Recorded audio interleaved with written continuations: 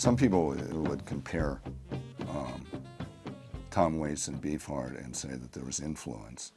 And it definitely is true, but I don't think it was true back in the 70s.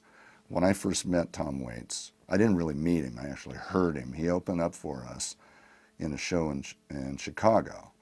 And the thing that I remember mostly about that show was that Don was sort of making his comeback. It was after Bongo Fury, and Frank had sort of bailed him out of his bad situation.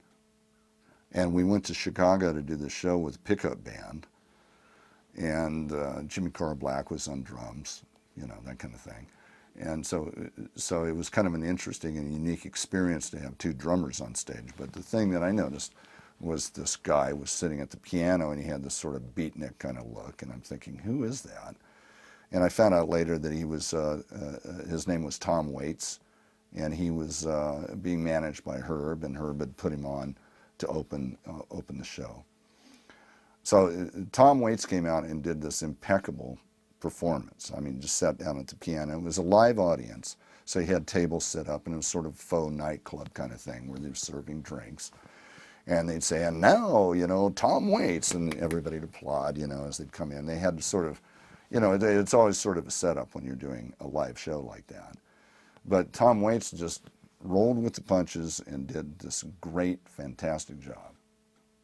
Don, on the other hand, got up there, couldn't remember the lyrics to Abba Zaba, which I can sing in my sleep, you know.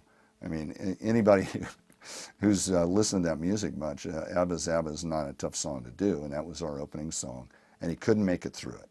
And after 12, I think it was 12 takes of false starts, they finally just gave up and said, we're not going to be able to do this.